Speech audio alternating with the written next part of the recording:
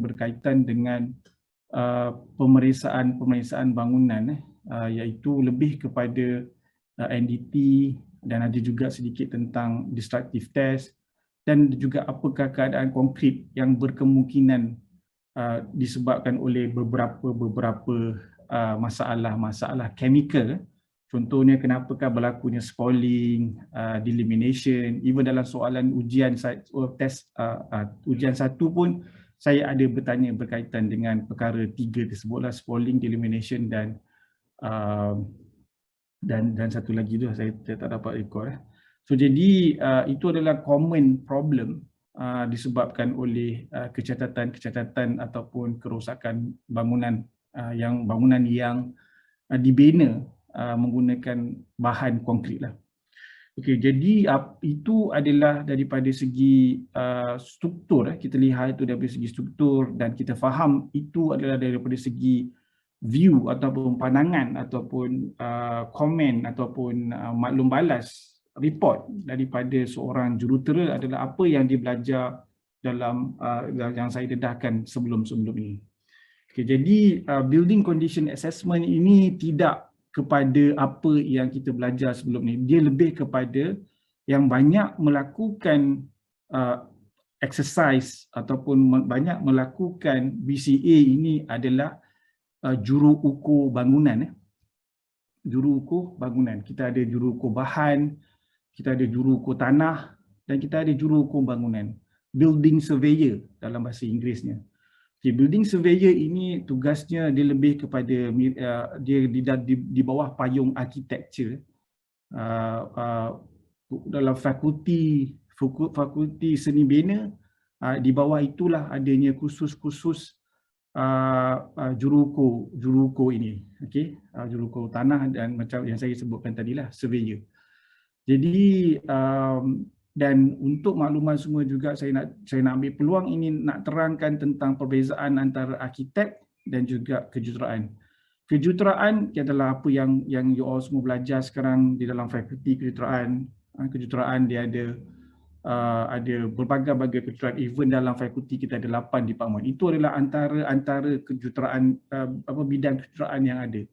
Arkitektur ini lebih kepada desain luaran bangunan yang mana setelah desain itu siap, dia akan diserahkan, reka bentuk bangunan itu siap, dia akan diserahkan kepada engineer untuk menentukan bagaimanakah keadaan foundationnya.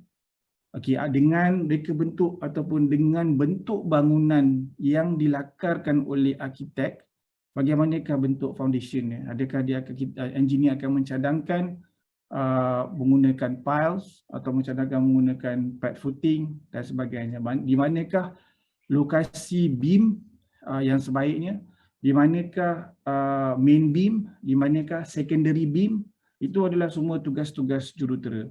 Dan kemudian di manakah kolom dan juga di manakah slab.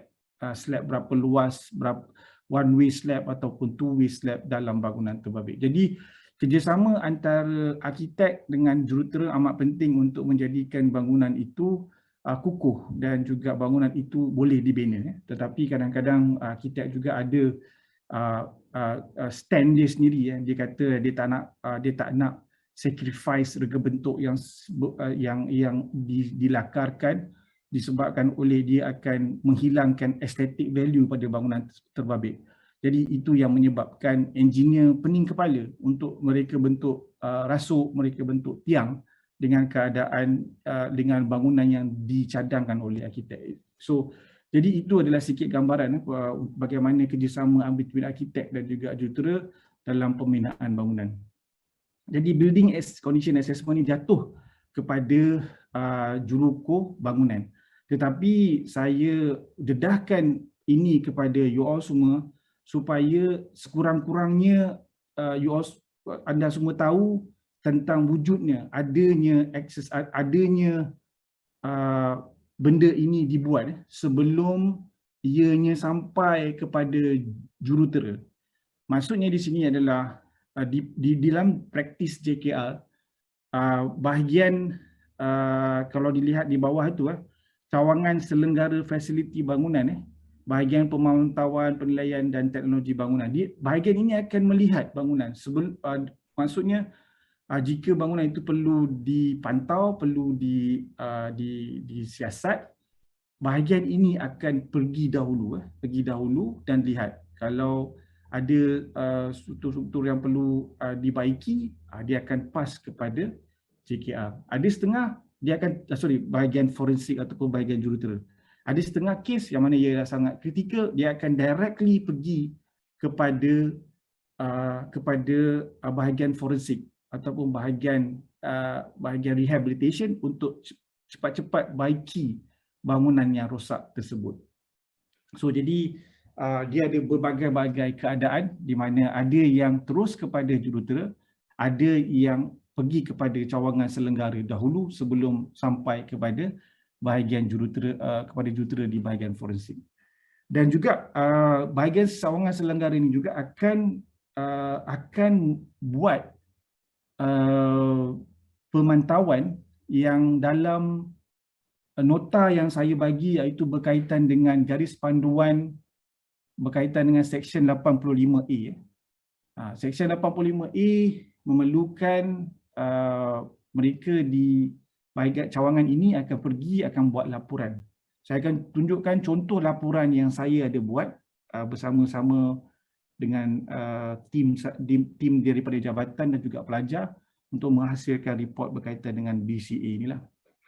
Saya rasa BCA ini sangat baik untuk dari segi continuous maintenance yang berterusan, pemantauan yang berterusan. Ia sangat baik sebab dia akan ada rekod tahun yang sekian apa kerosakannya, lepas tu kemudian kita akan buat pembaikan dan ada lagi rekod lagi dalam simpanan, dan kemudian tahun yang akan datang dilihat lagi, dan kalau perlu perbaiki akan continue baiki, dan kalau tidak dibaiki yang dalam pemantauan sebelum ni kenapa dan sebagainya. Itu ada rekod yang baiklah bagi especially dalam pemantauan aset kerajaan.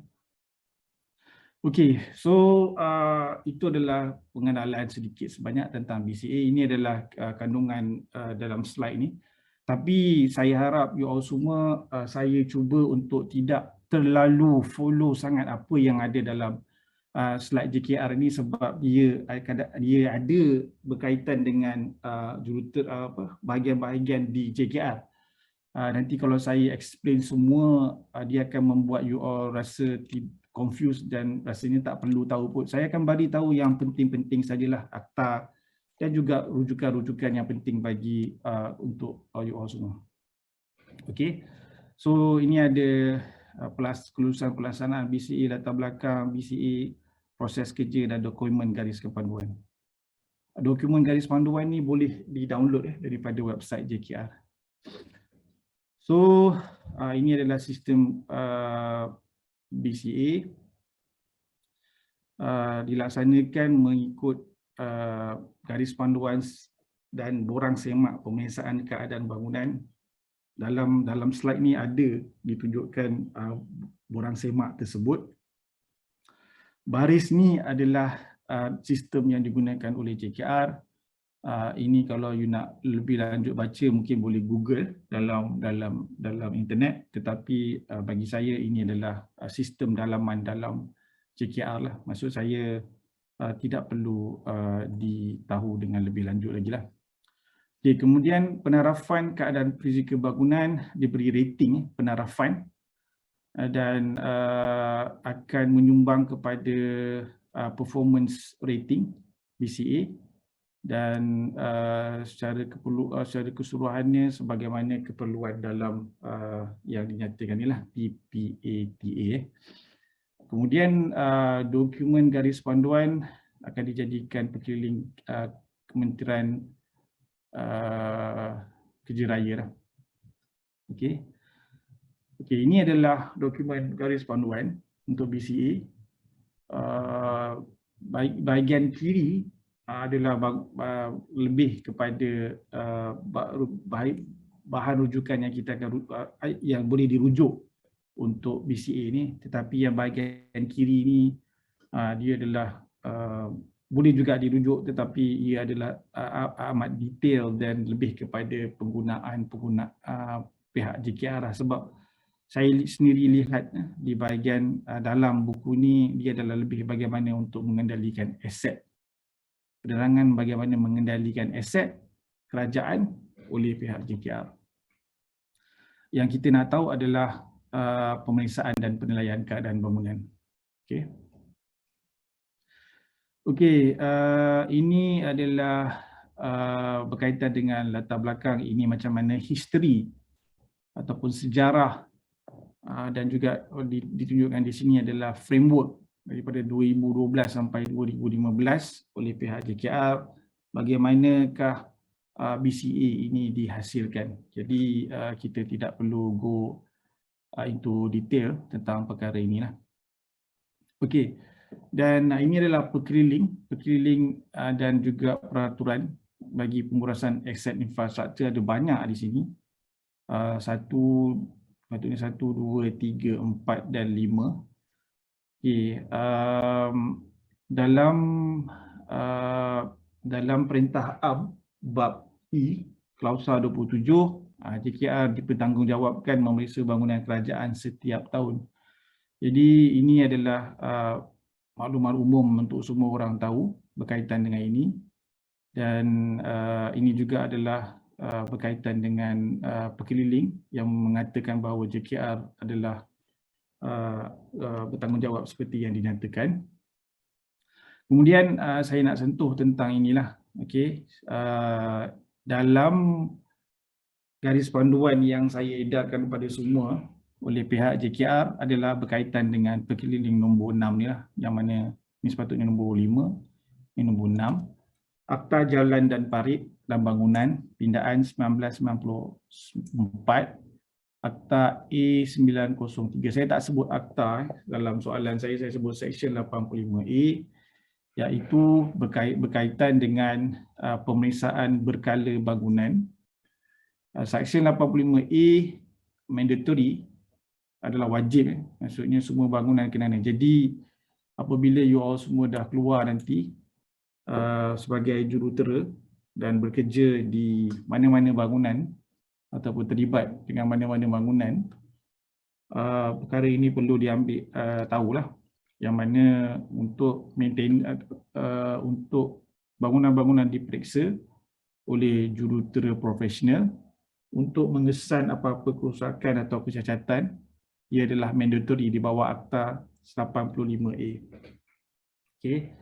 Jurutera profesional maksudnya professional engineer lah, ada yang ada IR. Okey, ini pun saya dah terangkan, iaitu berkaitan dengan berapa tingkat yang dikatakan perlunya buat pemeriksaan berkala.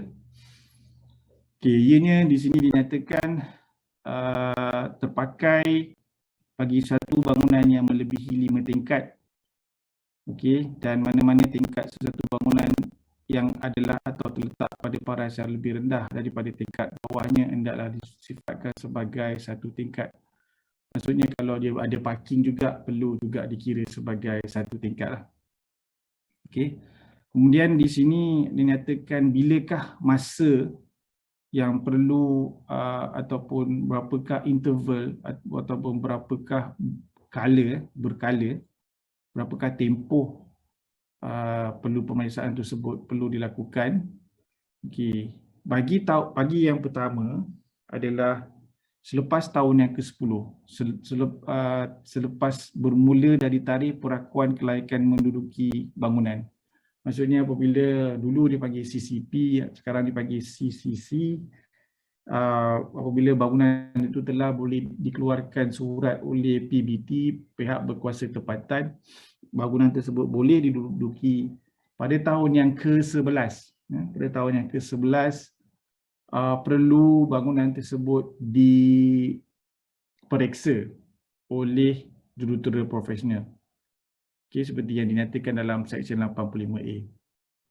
Kemudian selepas tahun yang ke-11, tempoh yang seterusnya adalah tidak melebihi 10 tahun. Maksudnya lepas tahun yang ke-11 dan dalam tempoh tu pada tahun yang ke-20, tempoh tahun yang ke-20 bangunan tersebut dibina, perlu dibuat satu lagi pemeriksaan. Dan seterusnya pada tahun yang ke-30 perlu lagi satu pemeriksaan dibuat. Tetapi jarak antara pemeriksaan yang kedua, pemeriksaan yang ketiga dan pemeriksaan yang seterusnya adalah tidak melebihi 10 tahun. Okey. Again saya ulang, bagi yang pertama adalah tahun yang ke-11 selepas tempoh bangunan itu telah dibenarkan untuk digunakan, dan tahun-tahun yang akan tahun yang seterusnya adalah kurang dari 10 tahun bagi semasa fungsi bangunan itu digunakan. Alright, so ini adalah akta yang perlu dirujuk dan sangat-sangat penting bagi mengkaitkan dengan pemeriksaan bangunan. Okey, ini adalah berkaitan dengan rujukan kepada negara-negara lain yang menggunakan sistem penarafan. Australia, New Zealand, South Africa, UK dan US. So ini adalah grade-grade dia, ada A sampai E, ada yang 1 sampai 5, dan contoh A, excellent, very good, excellent, good, very good ni berbeza mengikut keadaan, mengikut negara masing-masing. Okey, property yang dilihat ataupun yang diberikan condition grade adalah jalan, longkang, bangunan dan sebagainya lah. Maksudnya infrastruktur tersebut lah. Dalam bangunan, luar bangunan dan sekitar bangunan terbabit lah. Okey, kategori disebabkan oleh yang dinyatakan di sini mengikut tahun, ia adalah bangunan untuk kategori yang sedia ada. Kita tidak buat penarafan bangunan kepada bangunan yang sedang dibina. Ini tidak termasuk dalam kategori tersebut. Ia adalah bagi bangunan yang sedang digunakan dan sedang diguna pakai. Okey, kemudian keputusan BCA, apa yang perlu dibuat, apa yang perlu dilakukan selepas dapat standard ataupun rating dan sebagainya. Okey, pertama keputusan BCA, standard rating keadaan bangunan yang seperti yang dinyatakan dekat bahagian atas ni. Kemudian dia akan menghasilkan data, keadaan maklumat yang boleh dirujuk oleh jurutera-jurutera pada masa akan datang. Dan ia akan memudahkan banyak kerja daripada setiap kali ingin buat pemeriksaan ataupun perbaikan, benda itu dilakukan berulang-ulang kali. Maksudnya sebagai contoh, kita ambil satu bangunan di mana-mana, rekod itu telah ada dan hanya rujuk pada rekod tersebut untuk pemantauan yang seterusnya. Ini adalah satu yang kalau dilihat pada tahun, kalau dilihat dekat sini, dia telah dibuat pada pindaan. Pindaan dia pun dah lama, 1994. Tapi bila you all nanti kerja, nanti benda ni belum lagi, maksudnya masih lagi di peringkat enforcement yang agak serius sekarang ni lah. Sejak kebelakangannya, 5 tahun kebelakangan ni, benda ini baru dibuat dengan betul-betul serius lah. Itu pun bergantung kepada PBT. Macam contoh di BKL yang saya rujuk tu, dia di BKL buat dengan serius lah sebab ia ni di bandar. Tapi PBT di tempat lain mungkin ada yang buat dan mungkin ada yang masih lagi belum ada apa-apa rekod. Jadi ini juga satu perkara yang dipandang serius jugalah oleh pihak JKR, sebab ini akta ini telah dibuat pada tahun 1994. Sudah hampir 30 lebih 30 tahun dah benda ni, hampir 30 tahun. tapi belum lagi sistem ini berjalan dengan baiknya lagi lah, masih lagi di peringkat awal. Tapi tak apa, benda ni walaupun lambat ia ni dilaksanakan, bukan langsung tidak dibuat lah. Okey, jadi ada sistem boleh tengok data dengan cepat dan sebagainya. Kemudian boleh tahu keupayaan aset berfungsi dan tahap mana fungsi bangunan terbabit, dan boleh menghasilkan data untuk pemantauan bagi bangunan terbabit lah. Deterioration curve ni maksudnya mungkin pada awal 10 tahun yang pertama deterioration curve-nya kurang lah, menurun. Dia tidak terlampau banyak deterioration, tetapi apabila bangunan itu telah melebihi 10 tahun, 20 tahun dan sebagainya, dia akan menunjukkan curve yang meningkat, deterioration yang tinggi. Jadi benda-benda macam ni adalah berguna untuk pemantauan bangunan. Kemudian masalah yang dapat diselesaikan, ketidakcekapan kerja penyelenggaraan, kurang penyeliaan, isu kecacatan dan kegagalan bangunan, aktiviti dan sikap pengguna. Kadang-kadang yang nombor 4 tu memang betul lah. Kadang-kadang bangunan itu dibina dengan cantik dan dibina dengan kukuh, tetapi pengguna bangunan tersebut tidak membantu dalam menjadikan bangunan tersebut boleh berfungsi dengan lama, berlakunya kerusakan dan sebagainya. Okey, kemudian kerja penyelenggaraan. Selepas daripada dah bagi rating, ada kerja penyelenggaraan berjadual, berkala, kemudian ada anggaran kos. Ini adalah outcome dia. Anggaran kos jangka pendek, anggaran kos jangka panjang, program kerja penyelenggaraan. Jadi sebagai owner of the building boleh merancang tentang kerja penyelenggaraan. Sama ada kerusakan tersebut perlu dibaiki segera berdasarkan kemampuan kewangan sedia ada. Okay, sekarang ni kemampuan kewangan ataupun kemampuan apa yang ada, duit yang apa yang ada, apa yang boleh dibuat. Sekarang ni kewangan merupakan isu yang berterusan semenjak beberapa tahun kebelakangan ini, macam-macam, terutama sekali selepas COVID-19. Isu kewangan ini juga menjadi satu isu besar, barang-barang makin mahal dan sebagainya. Dan kalau benda itu diberi rating yang tinggi, nanti saya akan tunjukkan rating dia. Bila rating itu sangat diberi dengan tinggi dan ia adalah sangat teruk, perlukan kerja-kerja pembaikan segera, itu owner of the building perlu berbelanja besar lah untuk kerja-kerja pembaikan. Tapi kalau kerusakan itu kecil, walaupun ia nampak tapi ia tidak urgent ataupun tidak penting, boleh ditangguhkan. Jadi kerja tersebut boleh ditangguhkan kepada pembaikan yang akan datang, atau apabila owner of the building dapat support ataupun owner of the building dapat injection of income daripada mana-mana pihak lah. Okay, so jadi ia menyelesaikan apa yang di dalam petak yang sebelah kanan, membuatkan sistem penyelenggaraan yang terancang, yang tidak terancang dan sistematik yang sebelum ni, yang semuanya berdasarkan kepada kerusakan baru repair. Bila dah ada masalah baru repair, itu tidak berlaku. Maksudnya bangunan itu dipantau dengan, dijaga, diselenggara dengan baiklah.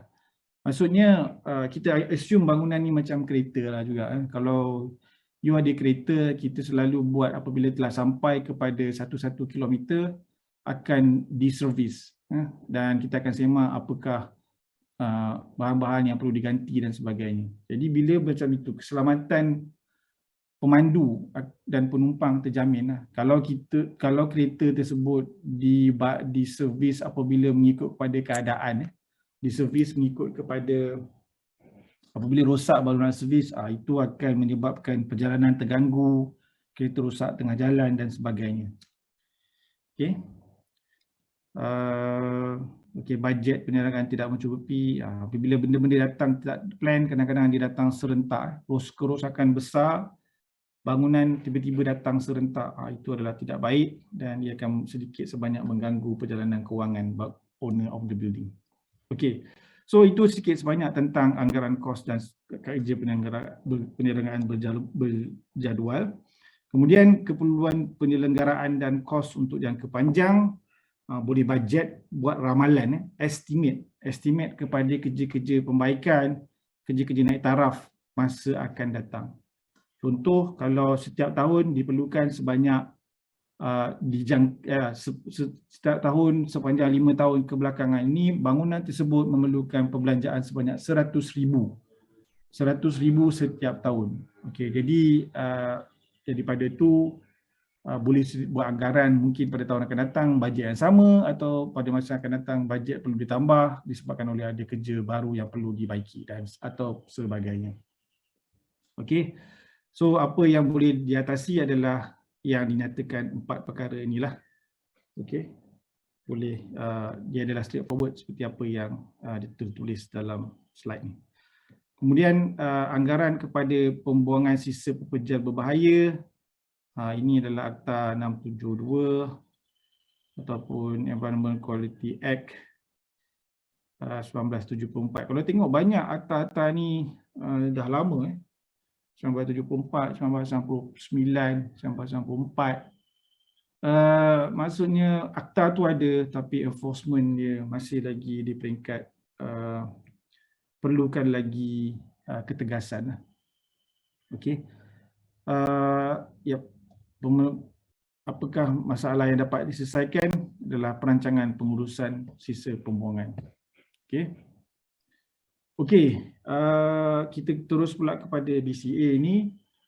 Alat mengukur tahap fizikal bangunan berasaskan garis panduan pemeriksaan keadaan fizikal, borang semak, pemeriksaan keadaan fizikal. Nanti borang tu kita akan lihat selepas ni. Baris Building Assessment Rating System, itu digunakan dalam JKR. You tak perlu tahu tapi tahulah, ada yang tak perlu tahu lebih detail tapi tahu ia wujud. Okey. Objektif dia alat untuk mengukur tahap keadaan fizikal bangunan kerajaan. Jadi sebab ini bawah JKR. Bila bawah JKR dia melibatkan bangunan kerajaan. Sebenarnya bila di bawah PBT, pihak berkuasa tempatan, ia tak semestinya bangunan kerajaan. Bangunan swasta pun juga perlu dibuat. Bangunan-bangunan seperti KLCC, bangunan-bangunan seperti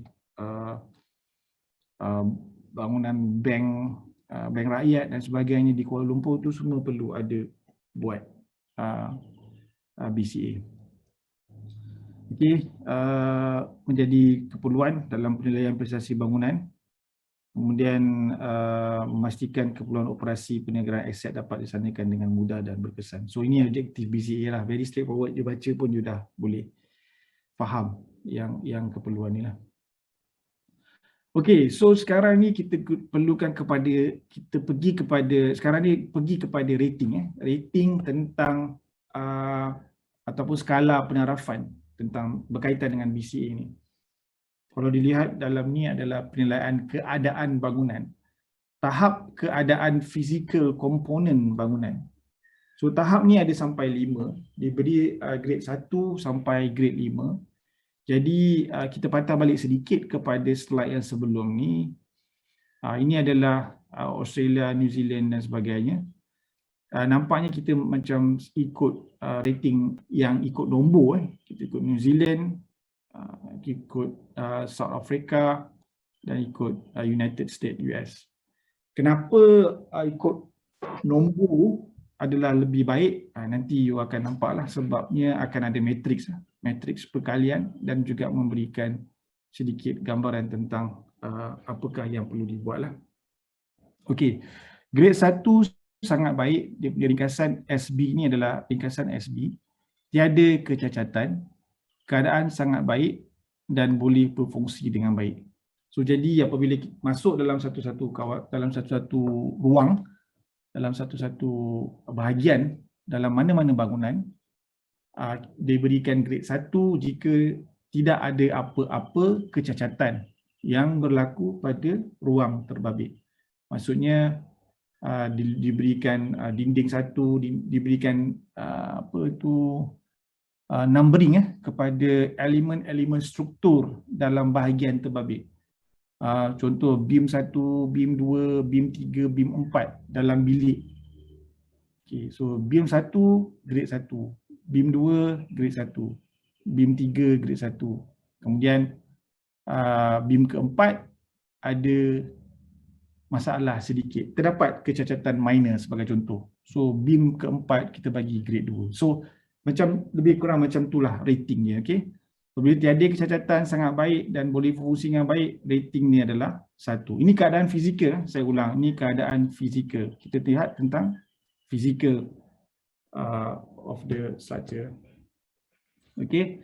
Kemudian 3 yang baik, terdapat kecacatan minor, keadaan baik dan boleh berfungsi. Boleh berfungsi lagi untuk baik. Sederhana, terdapat kecacatan atau kerosakan major. Okay, minor, major. Minor ni mungkin hairline crack. Major crack yang besar, kira yang mungkin agak lebih besar daripada minor, mungkin 2 mm, 3 mm. Keadaan sederhana. Tadi yang baik tu keadaan masih baik.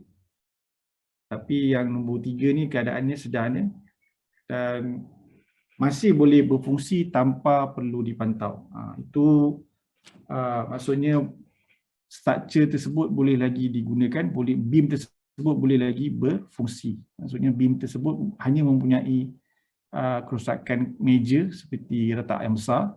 Keadaannya sederhana, tengok daripada segi observation nampaknya sederhana. Maksudnya masih lagi tidak nampak besi dan sebagainya. Tapi boleh berfungsi tapi perlu dipantau lah. Okay. Kemudian 4 kritikal, tiada terdapat kecacatan atau kerosakan major minor ataupun terdapat, tiada ataupun terdapat. Dia bergantung. Mungkin tiada kecacatan tetapi keadaannya kritikal tetapi tidak boleh dapat berfungsi. Itu boleh dikatakan dalam kategori 4. Dan juga dia boleh terdapat kecacatan atau kerosakan major minor tetapi keadaannya kritikal. Yang penting the keyword dekat sini untuk nombor 4 adalah keadaan dia. Keadaannya adalah kritikal. Dan juga tidak dapat berfungsi mengikut tahap perkhidmatan yang dipersetujui. So yang lain nombor 3, nombor 2 tadi itu boleh berfungsi. Nombor 2 boleh berfungsi dengan baik, nombor 3 boleh berfungsi tapi perlu dipantau, dan nombor 4 tidak dapat berfungsi mengikut tahap perkhidmatan yang dipersetujui. So bila kita tengok tu structure tersebut mengalami distress yang menunjukkan ia tidak berfungsi seperti yang sepatutnya lah. Okay. Kemudian nombor 5, ia adalah sangat kritikal. Keadaan sangat kritikal maksudnya mempunyai kecacatan yang serius, tidak dapat berfungsi dan berisiko yang boleh menyebabkan kecelakaan atau kecederaan.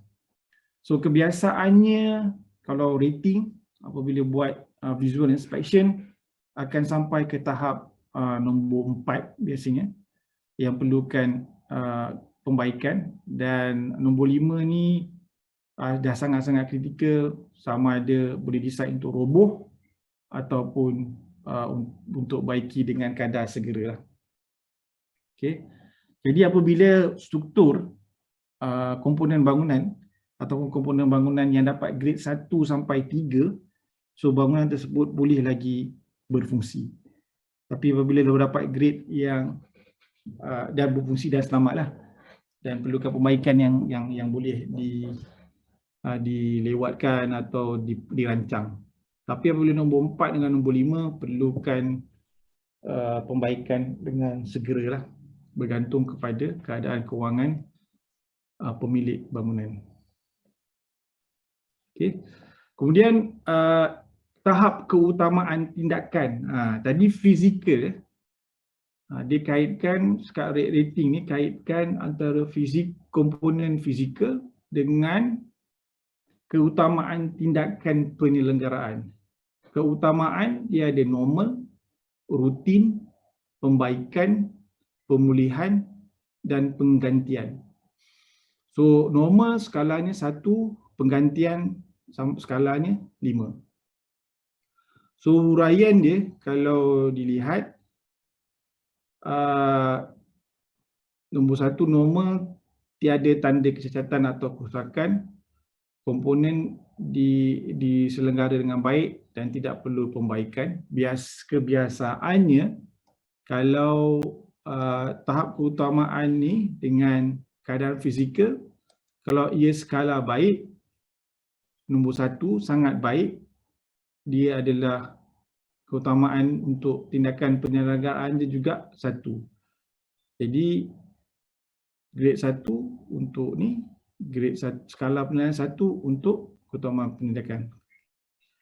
Dan apabila dia pergi kepada sederhana, even baik juga boleh pergi kepada rutin, baik boleh pergi kepada rutin 2x2. Tadi 1x1 akan dapat value 1, 2x2 akan dapat value 4.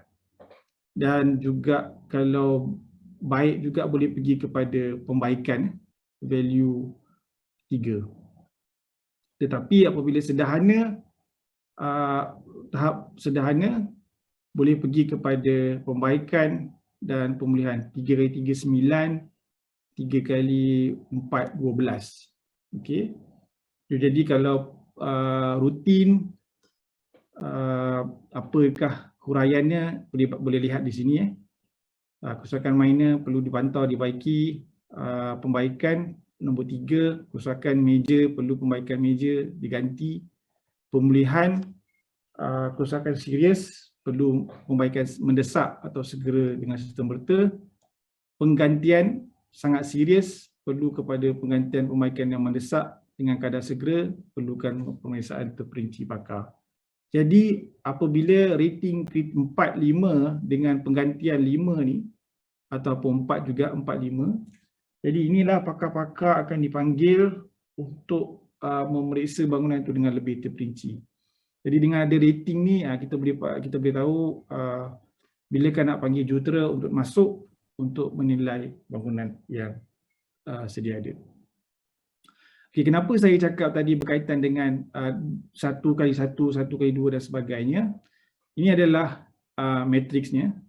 Okay, jadi kalau cara untuk membuat BCA ni adalah apabila tahap keadaan bangunannya 1, okay, tahap fizikalnya 1, keutamaan pembaikannya 1, so 1, darab 1 dia adalah 1 hijau. Alright. Kemudian kalau dia adalah tahap 1 keadaan bangunan dan keutamaan kerosakan pada tahap 2, 1 darab 2 akan dapat 2, rating 2. Okey. Kemudian sama juga kalau tahap keadaan bangunan 1 dan keutamaan kerosakan siasatan dia adalah 3, jumlahnya ada 3 dan seterusnya. Jadi rating hijau, yang warna hijau di bawah ni, kalau dilihat secara puratanya, skornya adalah antara 1 hingga 5. Okey, keadaan kondisi sangat baik, matriks tindakan penyelenggaraan berjadual. Okey, A, skor 1 hingga 5. Maksudnya di sini sangat baik, tidak ada isu. Salah satu daripada tahap keadaan bangunan atau keutamaan kerosakan secatan ini adalah 1, dia akan memberikan 1 hingga 5 yang rating yang baik. Kecuali dalam Masih juga baik bila ia 2 kali 2 lah, 4 Ia juga masih lagi dalam keadaan baik. Bilakah dia sangat-sangat baik, nombor 4. 2 kali 2 masih lagi baik, hijau. Dan bilakah dia akan menjadi baik?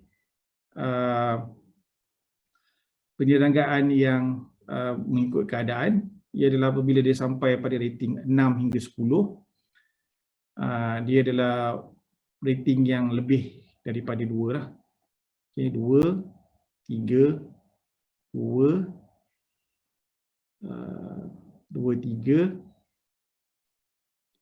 3, 2, 3, 2, 4, 2, 5, 2, 5, 2, 8 dan juga 2, 3. Okay, so skor ni adalah 60, keadaan baik. Sederhana yang memerlukan pembaikan adalah bagi C, iaitu skor julat antara 11 hingga 15. Tapi di sini tidak ada 11. Tidak ada jumlah yang dikalikan antara dua-dua nombor ni akan memberi nilai 11. Tetapi ia adalah daripada 12 hingga 15. 4 kali 3 akan beri 12.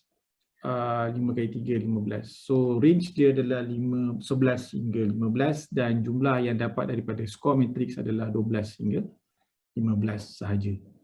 Kemudian critical, pemulihan 16 sampai 20. 4 kali 4 dapat value 16, 5 kali 4 dapat value 20. Dan sangat kritikal penggantian ataupun boleh dikatakan roboh. Penggantian ni ialah kita ganti struktur terbabit. Kita ganti bangunan terbabit secara keseluruhan. Kalau secara keseluruhannya merah, bangunan tersebut perlu diganti, dirobohkan, diganti dengan baru, atau bangunan tersebut perlu dikosongkan terus. So, jadi bagi yang sangat kritikal ialah julat antara 21 hingga 25. Okay. Jadi itulah antara kaitan tahap fizikal dan fizikal komponen bangunan dengan tahap keutamaan tindakan penyelenggaraan. Okey, kemudian kita pergi pula kepada proses penarafan, pelaksanaan perincian, terperinci keadaan bangunan, nilai keadaan bangunan, skop penyelenggaraan, anggaran kos dan ada laporan. Okey, ini adalah kaedah yang dibuat di antara bangunan yang JKR dah lakukan pemeriksaan.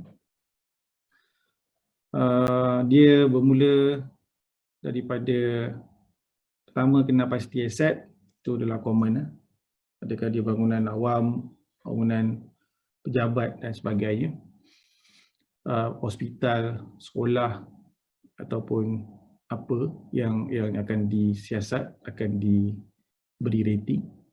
Kemudian kaedah pemeriksaan, dia bermula daripada bahagian bumbung, bilik ke bilik, ruang, basement, lantai, persekitaran dan luar bangunan dan lokasi serta pemeriksaan sistem paparitan. Maksudnya daripada dalam bangunan sampai ke infrastruktur di sekitar bangunan, termasuk juga sistem perparitan. Tapi bagi jurutera, contoh jurutera bangunan, jurutera struktur, sebab ini melibatkan subjek, ia berkaitan dengan struktur. So yang akan dilihat adalah bumbung, adakah struktur bumbung kukuh, bilik ke bilik, adakah elemen dalam bilik ataupun ruang terbabit baik, dan juga pemeriksaan basement lah, foundation ataupun lantai. Yang lain ini semua mungkin jurutera yang berkaitan dengan jalan ataupun jurutera yang berkaitan dengan perparitan, jurutera yang berkaitan dengan tanah, geotech.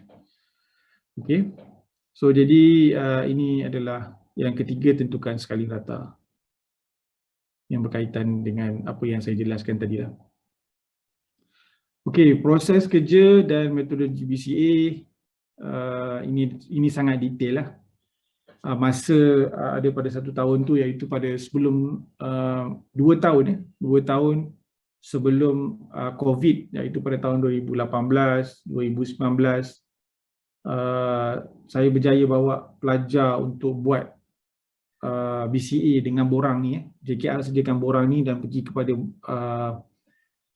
kepada bangunan yang ingin dibuat BCA. Jadi memang betul-betul hands on punya experience. Borang ini ada di JKR, dan ini antaranya lah maklumat-maklumat yang ada. Diperiksa oleh siapa, bilakah tarikhnya, masa, cuaca juga memainkan, juga perlu ada, sama ada ia hujan lebat ataupun panas. Kenapa cuaca pun penting? Sebab jika hujan renyai ataupun hujan renyai ataupun hujan lebat, ia sikit sebanyak boleh membantu dalam pemeriksaan di bahagian bumbung. Jika dia bulatkan panas tapi dia periksa menyatakan ada bocor di pemantauan, nampak bocor di atap, mungkin itu adalah kesan-kesan air, tetapi jangan dalam keadaan hujan renyai atau hujan yang lebat, dia lebih dapat memastikan memang betul-betul atap terbabit bocor. Okey, kandungan dokumen pemeriksaan, dia maklumat arkitek, civil, ni civil ni bahasa Malaysia, bukan CIVIL, di civil dalam bahasa Malaysia. Sepatutnya awam lah, kejuruteraan awam. Mechanical, electrical dan kerja luar. Ini adalah kandungan dalam ni lah. So dalam borang tu dia ada gambar, ambil gambar dan elemen apa yang dia ambil, tingkap sebagai contoh. Cermin pecah. Ini adalah bukan berkaitan dengan struktur, ini berkaitan dengan finishing. Kemudian nombor 2, talang hujan ataupun ada elemen dalam bangunan, ada pokok tumbang dan merosakkan talang hujan terbabit. Kemudian siling reput. Itu adalah tahap-tahap benda-benda yang dipantau, dan kemudian ini adalah tahap kecacatan yang tadi tu tingkap 3, yang talang hujan tadi nombor 4, siling reput nombor 5, keutamaan pembaikan dia beritahu 5, 5, 5 urgent. So maksudnya 3 boleh jadi 5, 4 boleh 5 definitely 5 lah. Okay, itu adalah sikit sebanyak tentang borang yang digunakan, dan jenis ruang ini sama ada dia bilik dan sebagainya akan ditulis kat sini lah. Okey, ini lagi satu contoh yang jelas, boleh nampak, you all semua boleh nampak. Di sini ditunjukkan elemen komponen nombor 1 sampai 15. Ini contoh contoh 1 sampai 15, elemen, kecacatan, penilaian keadaan, rating, kemudian penilaian keutamaan kerusakan diberi yang ini, dan semua jumlah ini akan diberikan di sini 12 seterusnya sampai di bawah ni. Kemudian total of markah ni akan dijumlahkan secara keseluruhannya, dan kemudian bilangan kecacatan ataupun kerusakan juga dijumlahkan, berapakah jumlahnya, dan dibahagi 1004 dibagi dengan 61 akan dapat 16.46. Jadi ia adalah kritikal di dalam range yang ini. Jadi rating keseluruhan bangunan adalah kritikal dan perlukan pembaikan dengan kadar segeralah. Okay, that's why perlunya rating itulah. Kita jumlahkan semua dan dapatkan total. Jumlah kerosakan juga perlu dicatat. Okay, so itu adalah contoh, dan sikit sebanyak memberikan gambaran bagaimana kerja-kerja BCA ini dibuat di tapak. Okey, ini adalah tag ruang penyediaan laporan helai kerosakan. Sebagai contoh kita ambil di sini satu lagi untuk makluman semua, you all semua. Sebagai contoh di sini, helaian kecacatan kerosakan masuk ni detail out dia punya kecacatan. Ada supplementary document untuk kecacatan punya report. Contoh aras bawah, lokasi sekian, elemen saya tak tahu ini betul ke ceiling yang nampak macam dinding. Kemudian kondisi 2, keutamaan 2, metrik 4, warna ni hijau. Okey, cat mengelupas. Ni sepatutnya dinding ni bukan ceiling. Cat mengelupas, punca kecacatan, perubahan cuaca lembap dan kering. Okey. So itu berkaitan dengan masalah di bahagian ini yang disertakan dengan gambar. So jadi engineer boleh rujuk ataupun arkitek boleh rujuk dan cadangkan kaedah-kaedah pembaikan. Kemudian dalam yang ini adalah satu lagi gambar yang disertakan. Aras bawah, ruangan sekian, elemen ceiling, memang betul ceiling. Kondisi 5 dah teruk. Keutamaan 4, metrik 20, warna merah. Ini maksudnya perlukan kerja-kerja pembaikan dengan segeralah. So ini antara cara-cara lah untuk buat rating dan juga report bergambar supaya mudah dirujuk pada masa akan datang. Ini yang sepatutnya ada untuk setiap bangunan. Dan apabila dah baiki, apabila dah baiki, warna merah ini akan bertukar menjadi hijau lah. Jadi nampaklah progression of kerja-kerja pembaikan. Progress, kemajuan pembaikan di bangunan terbabit. Apabila pembaikan dah dibuat, warna ni daripada merah akan bertukar pada hijau dan tidak lagi akan keluar dalam report yang akan datang. Jadi maksudnya apabila report dalam masa visit yang akan datang dah nampak ada pembaikan dan nampaklah kerja-kerja bangunan itu di-maintain ataupun diselenggara dengan baik. So di sini adalah gutter yang teruk, ada bocor. Di sini saya boleh nampak sini dia ada retak, sini air pun banyak. Walaupun ini bukan masa hujan tapi nampak kesan tumpukan air yang banyak. Jadi kondisi 4, keutamaan 4, matriks 16, warna kelabu perlukan pembaikan dengan segeralah. Kalau kelabunya yang ini lah. Dia adalah sederhana pembaikan. Okey, jadi saya nak matrik tindakan ni just nak highlight sekali lagi lah. Penyelenggaraan berjadual. Bila biru ni penyelenggara, bila C ni pembaikan, perlukan repair, D pemulihan, C, E penggantian. So ini adalah key dia lah. Key kepada apakah yang sepatutnya dibuat. Okey, kemudian penyediaan laporan. Bahagian A, laporan eksekutif, pemeriksaan. B, laporan penuh pemeriksaan bangunan. C, laporan terperinci jutera jika ada dan berkaitan. So ini adalah antara bahagian yang perlu ada dalam laporan terbabit. Dan juga sertakan sedikit tagging kepada dalam report. Contoh R1 dalam ini R ni mungkin ruang lah, ruang 1 di tangga ni di tangga R01 tangga tiada kerusakan. So dia buat begini, jadi bila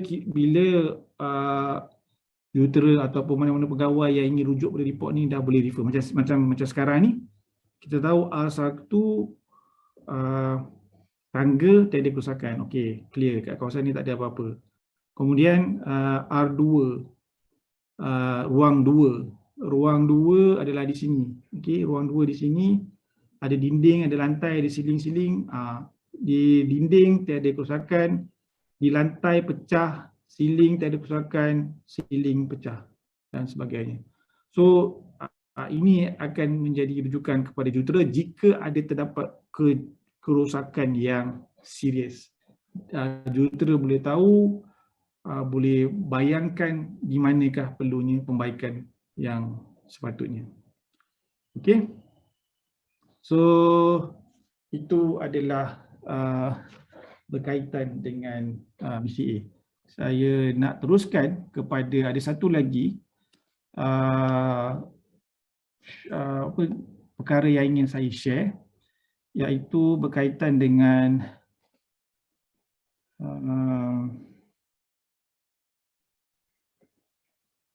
projek yang saya buat. Pada tahun 2018, saya telah dapat satu grant, iaitu grant grant UPM yang dipanggil grant isu semasa. Okey. Nampak tak? Mohon feedback, nampak tak? Saya punya note di word ni, nampak tak? Nampak, Prof. Nampak, Prof. Okey. Saya besarkan lagi. Saya buat besarlah, senang. Okey, so ini adalah saya punya report yang saya buat di bawah grant isu semasa. Isu semasa oleh yang diberi oleh UPM, dalaman UPM. Dan pada masa itu grant isu semasa ini adalah berkaitan dengan penyelenggaraan aset di dalam UPM. Jadi saya telah dijemput untuk turut serta dengan grant ini, dan saya bagi metod yang JKR buat tadi itu di dalam report saya, supaya pihak pembangunan di UPM akan ambil report ini sebagai panduan untuk menyelenggara bangunan dalam UPM. Jadi saya dekat sini juga terangkan berkaitan dengan building physical condition yang saya jelaskan pada you all semua. Priority assessment, maintenance action, apa yang perlu dibuat.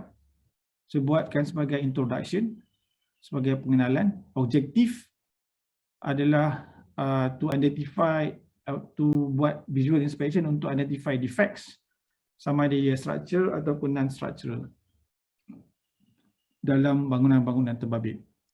Jadi saya dengan tim buat grant ini untuk 9 PTJ.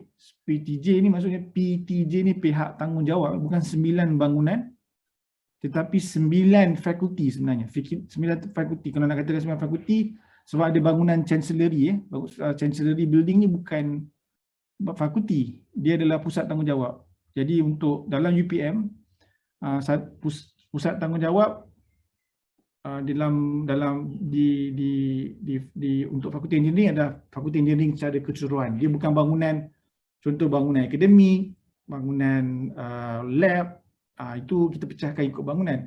Tetapi secara keseluruhan fakulti kejuruteraan ni, keseluruhan bangunan termasuk library dan sebagainya, itu kita panggil satu pusat tanggungjawab, PTJ. So ada 9 pusat tanggungjawab, iaitu dalam fasa 1 bangunan chancellery yang mana VC, TNC semua duduk dekat sini. VC, TNC akademik di bangunan ni. Kemudian fakulti ekologi, ini you boleh tengok ada 1, 2, 3, 4, 5, 6, 7, 8. Ada 8 bahagian dan juga ada lebih daripada 5 blok saya buat bangunan. Kemudian fakulti sains, itu fasa 1. Fakulti sains ada banyak section dan juga banyak blok. Okey.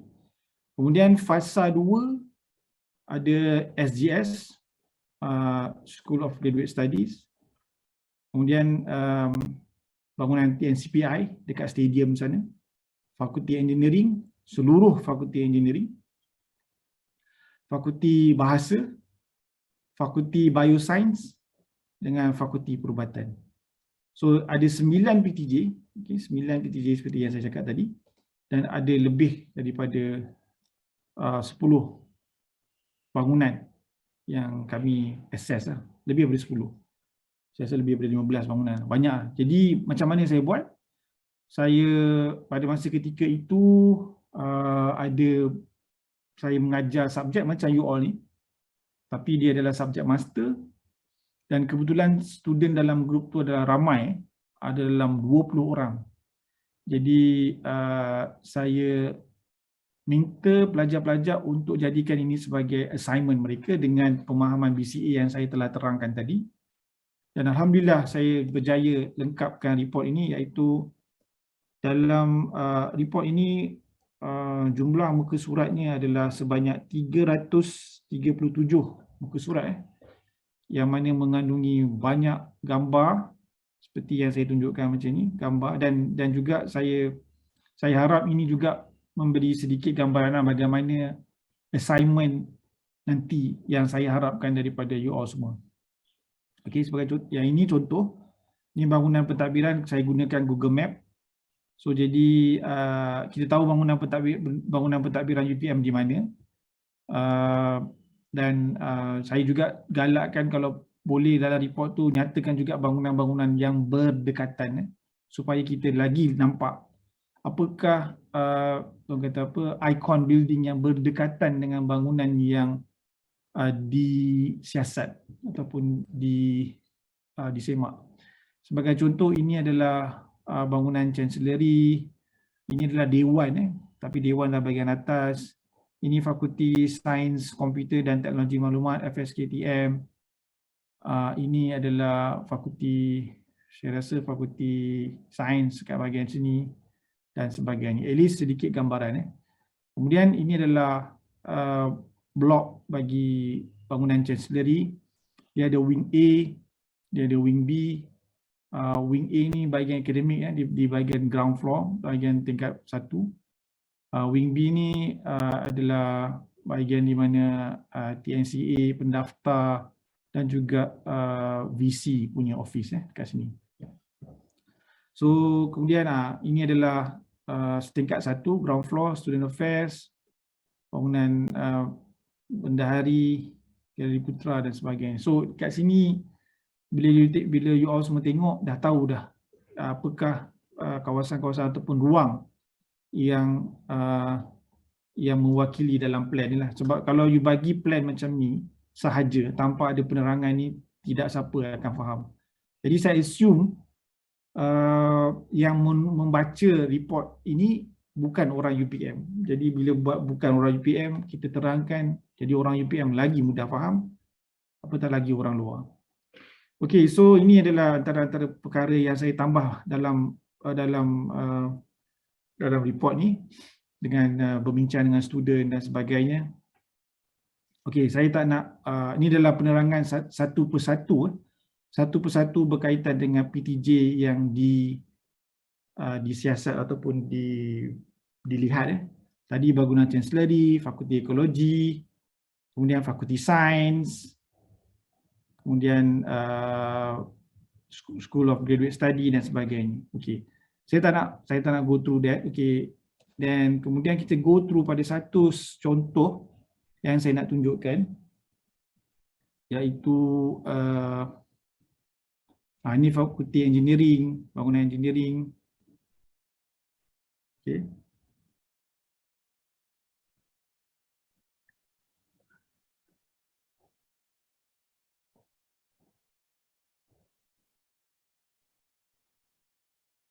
Bioscience.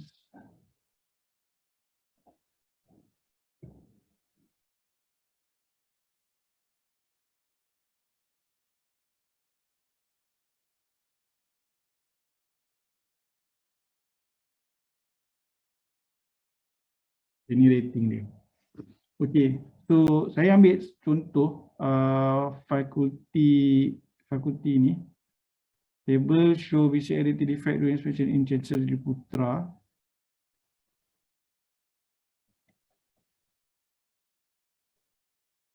Okay, ini saya ambil bangunan Chancellery lah. Okay, ini adalah apa yang dipantau, apa yang dijumpai semasa visit.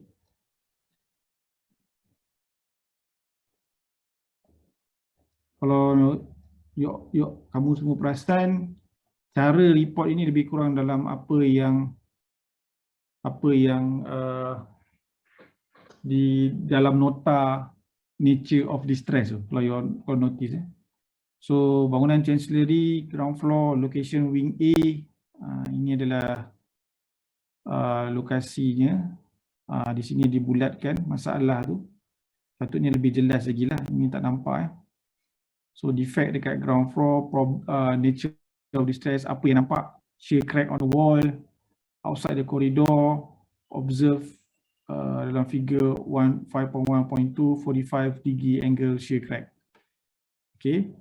Problem cause, defect minor settlement of the wall occur due to leaking drainage that connected to the building. Yes, ini mungkin adalah salah satu punca dia. Dekat bahagian bawah ni ada longkang kecil dan longkang itu dah dimasuki air dan mengakibatkan bahagian bawah foundation tangga ni yang mendak sedikit dah.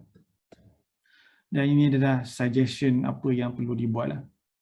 So inspection must be done on the drain to detect any leakage, then fix the drainage. Okay, so kemudian itu adalah dalam plan. Ini adalah gambar-gambar defects dekat bahagian bangunan Chancellery Putra ni. Mungkin perasan kalau selalu pergi ke sana. Ini adalah daripada bendahari Galeri Putra, lalu bahagian bendahari, dan di sini adalah terowong keluar, dan ini akan pergi kepada di bahagian, kalau terus ni akan pergi kepada kantin. So ruang jalan yang bertutup ni, defect ni adalah nampak spalling, delamination berlaku lah di bahagian soffit ruang berbumbung ni. Jadi antara sebabnya boleh juga dikatakan waterproofing di bahagian flat slab bumbung ini telah rosak dan perlu diganti dengan baru. Maksudnya berlakunya penyerapan air pada slab ini. Okay. So ini masih lagi dekat wing dan belah kiri kanan bangunan. Dan gambar-gambar ini menerangkan tentang masalah-masalah yang dijumpai pada bangunan Chancellery. Kemudian ditunjukkan juga perkara-perkara macam ni, finding semacam ni. Tapi dalam plan ini tidak dibulatkan dengan betul sebenarnya.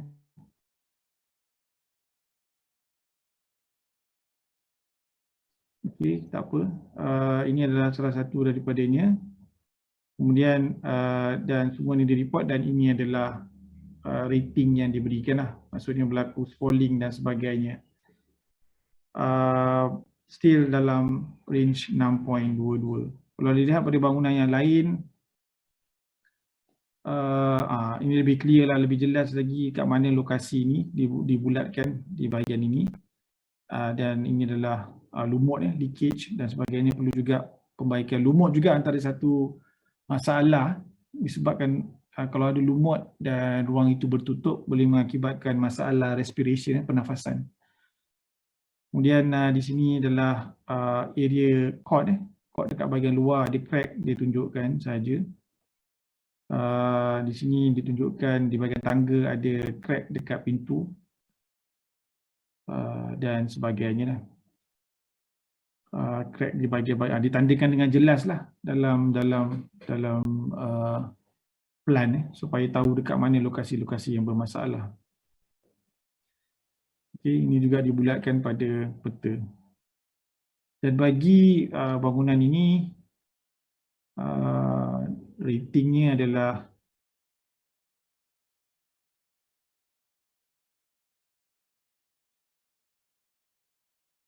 walaupun banyak crack, maksudnya boleh lagi berfungsi tapi perlukan penyelenggaraan.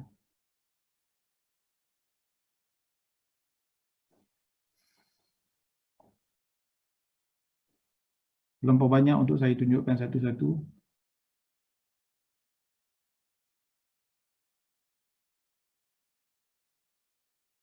Okay, ini pun ini adalah rating bagi Fakulti Ekologi, tapi tidak dibuatkan secara secara table ni saya rasa tidak lengkap. Saya rasa report ni bukan yang final version. Okey. Ada lagi yang lebih lengkap, tapi maksudnya table ni tidak dibuatkan purata je lah, berapakah purata yang secara keseluruhan rating bangunan. Okey, saya nak tunjukkan masalah kritikal yang dijumpai adalah pada bangunan bioscience, Institut Bioscience. Contoh crack-crack macam ni di Department Mathematics sangatlah serius. Crack di beam, dekat kolom yang perlukan pembaikan dengan segera, antaranya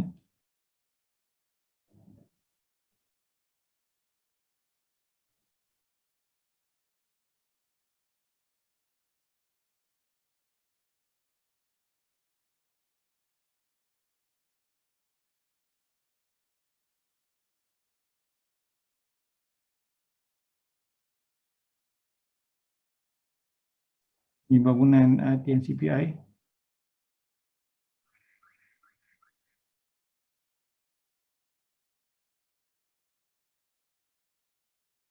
Rating dia hijau. Ini Fakulti Kejuruteraan.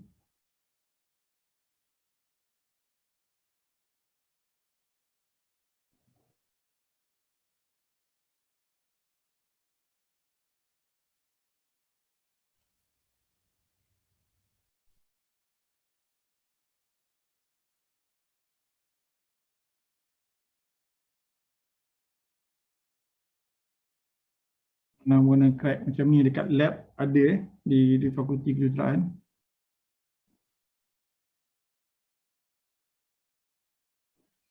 Ini pun dikatakan walaupun ada crack-crack tersebut tapi tidak kritik secara keseluruhan, bangunan masih lagi baik, tetapi ada bahagian-bahagian yang perlukan pembaikan dengan segera seperti yang saya tunjukkan tadi.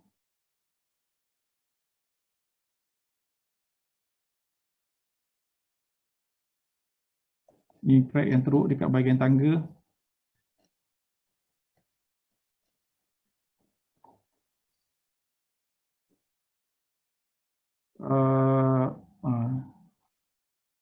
Bahagian tangga air masuk disebabkan oleh bocornya rainwater downpipe.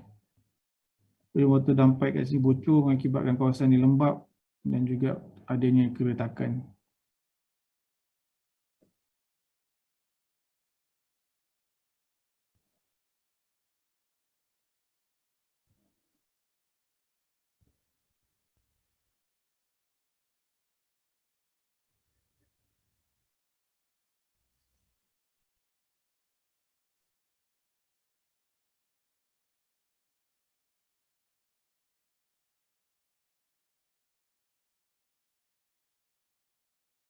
Ini Institut Bioscience.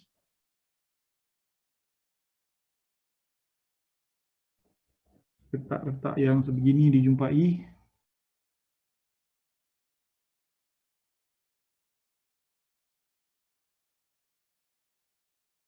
Lumut yang teruk macam ni bahaya untuk kesihatan, perlu dibaiki segera.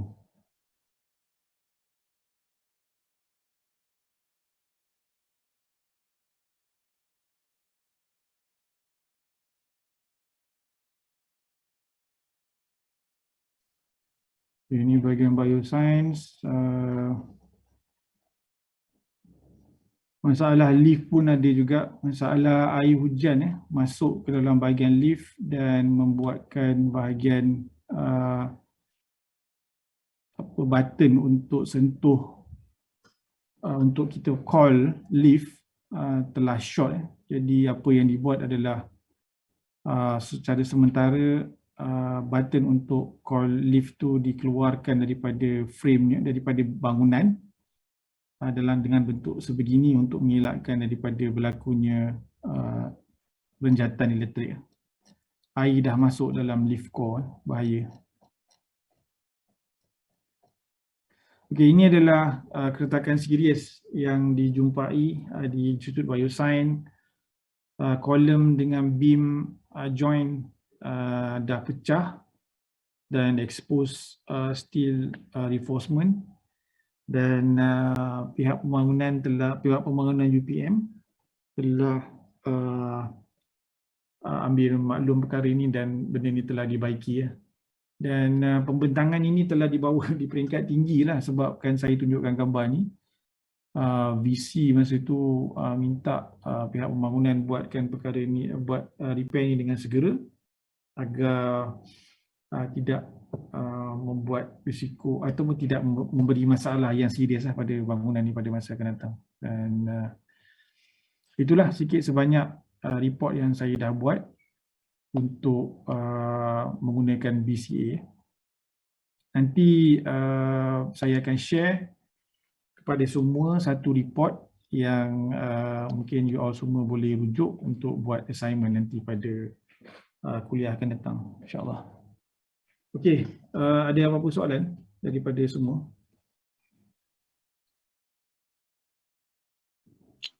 Prof, Yes.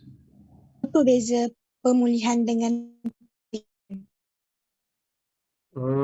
Boleh ulang soalan tak, sebab saya putus-putus lah. Tak dengar soalan. beza pemulihan dengan pembaikan? Oh, okey, sekejap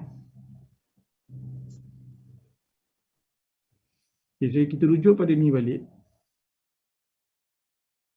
Kita rujuk pada ni balik. Dia bergantung kepada statement yang diuraikan dalam slide ni lah. Okey, bagi pemulihan, okey. Pembaikan, kerosakan, kecacatan memerlukan pembaikan major, perlu dibaiki dan diganti. Now, kita lihat pada pemulihan, kerosakan, kecacatan serius, keperluan pembaikan yang mendesak serta perlu segera serta merta. Itu perbezaan antara pembaikan dengan pemulihan. Maksudnya pemulihan tu urgent lah. Kita kalau boleh relate dengan ayat yang dalam subjek ni adalah ayat subjek ni adalah asas penilaian dan pemulihan struktur kan. Jadi dia lebih kepada skala yang nombor 4 lah. Assessment and rehabilitation. Rehab tu adalah perkara nombor 4. Kita bukan cakap berkaitan dengan assessment and repair. Repair ni maksudnya boleh lagi dalam keadaan yang digunakan, bukannya keadaan serius, bukannya mendesak. Kita repair.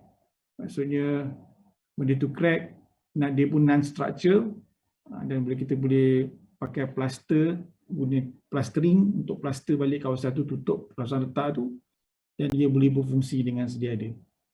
Apabila pemulihan ni, perlu pembaikan yang sedesak ni, contoh dia berlaku shear crack yang sangat kritikal lah, sangat serius. Dan kita nampak beam itu bending, beam to bend, ada shear crack, ada flat shear crack, then kena ada pemulihan dengan segera. Saya tak dapat nak tunjuk sampel gambar tentang pemulihan ni, tapi saya boleh bagi gambaran kalau ada perkara-perkara macam yang perlukan pemulihan ni, sama ada seperti apa yang saya jelaskan dalam kuliah sebelum ni, sama ada perlunya section enlargement. Apabila perlunya berlaku ke sampai stage macam tu, section enlargement, strengthening, ataupun external post tension perlu dipasang pada structure tersebut, that is pemulihan. Kita pulihkan struktur tu. Kalau repair, setakat kita tampal balik, make good balik, itu adalah repair ataupun pembaikan. Adakah itu menjawab soalan saya? Jawab soalan? Alright, okay. Okay, ada lagi soalan? Bagus soalan tu.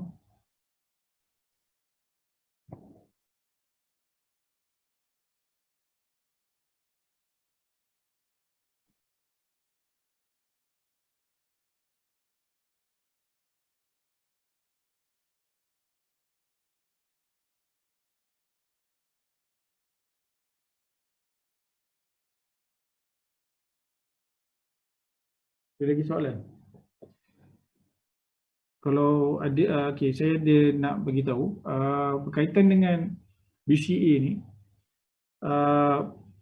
saya tengah masih lagi belum decide sama ada, patutnya saya dah decide dah sebenarnya, tapi saya masih lagi berfikir sama ada nak minta semua untuk carikan secara individu, assignment secara individu, untuk cari bangunan yang mempunyai masalah kerusakan struktur dan buat BCA lah. At least setiap seorang saya cadangkan untuk buat 3 bangunan, 3 masalah. Saya buat dalam semester sebelum ni, walaupun dalam semasa MCO benda ni berjaya juga dibuat, tapi untuk sorry, kalau dia bukan individu, dia secara berkumpulan. Tapi itulah, saya belum decide lagi sama ada nak bagi BCA ni punya kerja sebagai assignment ataupun calculation sebagai assignment. Iaitu calculation berkaitan dengan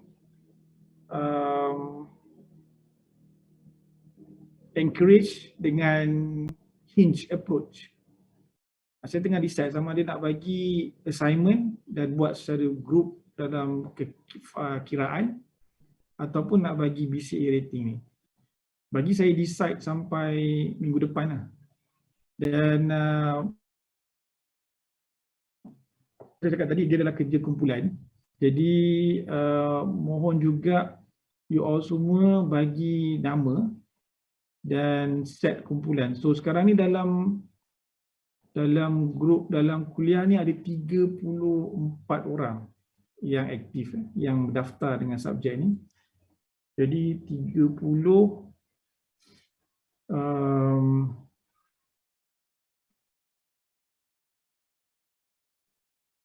kalau saya buat 3 grup akan ada 11 seorang ekstra. So saya prefer untuk buat masa ni 3 grup seorang. 3 grup seorang. Lepas tu bagi nama pada saya.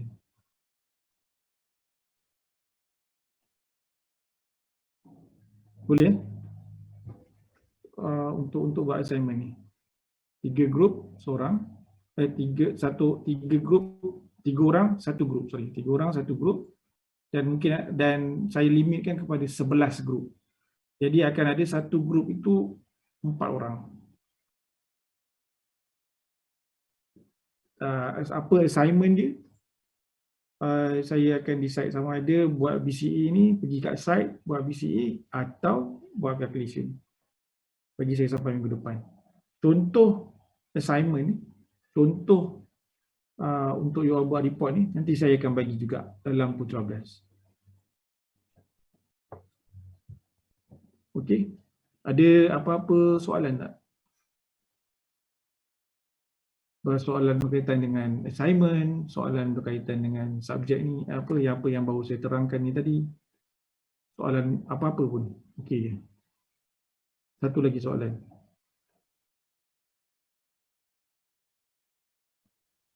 Prof, saya nak tanya. Okey. Berkaitan assignment, kan Prof kata mungkin kena buat site visit ke kan? Okay. Pergi tengok-tengok dekat site. Boleh tak kalau nak request, kalau assignment tu berkaitan dengan kita kena buat site visit atau apa-apa, boleh tak kalau nak minta 5 orang ke untuk satu grup? sebab lebih mudah untuk kita kalau nak pergi kan satu kereta.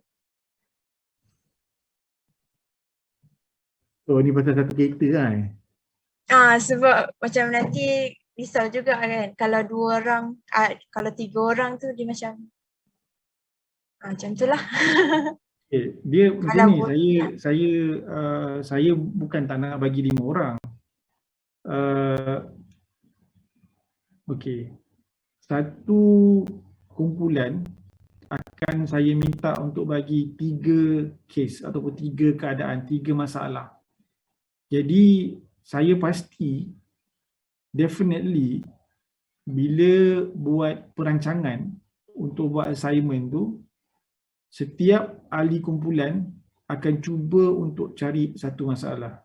Jadi setiap ahli akan contribute kepada satu case problem bangunan. Kalau saya buat 5, jadi saya akan tetapkan satu kumpulan 3 kes. Jadi akan ada yang tidak berkemungkinan tidak akan contribute dalam kepada kes-kes ataupun kepada memberi kepada menjumlahkan masalah struktur tu kepada 3 setiap seorang satu. Dia akan ada redundant dekat situ. Kalau saya buat 5 orang satu grup.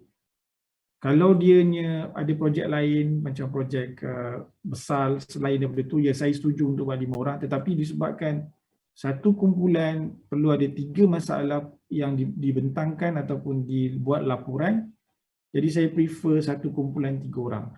Saya tak kisah untuk makin banyak, tetapi saya pasti setiap ahli kumpulan akan contribute. Bila buat 5 orang akan ada redundant kat situ. Boleh tak? Okay, Prof. Alright. Sebab saya buat dengan grup-grup senior you all semua, dan ya, ia berjaya. Setiap ahli contribute satu masalah. Setiap ahli akan cari masalah, contoh bangunan A. Soal ahli pertama, ahli kedua bangunan B, ahli ketiga bangunan C. Jadi masing-masing faham, betul-betul dia buat. Lepas tu dia kumpulkan report dan hasilkan kumpulkan masalah tu dan hasilkan report yang sangat baik. Kalau buat 5 nanti dia akan menjadi satu yang saya rasa takut ada yang tak contribute ni. So markah yang saya akan bagi untuk assignment, kalau you all buat baik, saya akan bagi markah tinggi insya-Allah. Markah assignment 20. Tapi kalau you buat report cantik, very creative dari segi presentation, saya baca faham, potensi untuk dapat markah tinggi untuk report tu sangat-sangat tinggi. Jadi kalau ada dalam group member yang tak contribute tu, nanti tak fair bagi yang lain. Okay. Ada lagi apa-apa soalan? Saya harap you all semua faham lah tentang rating ni. Kalau tak faham, kita boleh discuss dalam mana-mana sesi yang akan datang. So again, saya nak beritahu ujian 1 saya akan bincang pada sesi akan datang. Next week kita akan buat visit. So hopefully everybody ready lah. Kalau tak ada apa-apa, saya rasa saya nak tamatkan kuliah kita hari ini. Ada apa-apa soalan lagi tak?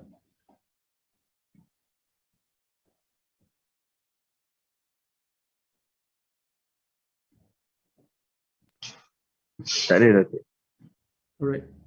Okay, kalau tak ada, saya harap you all semua boleh digest.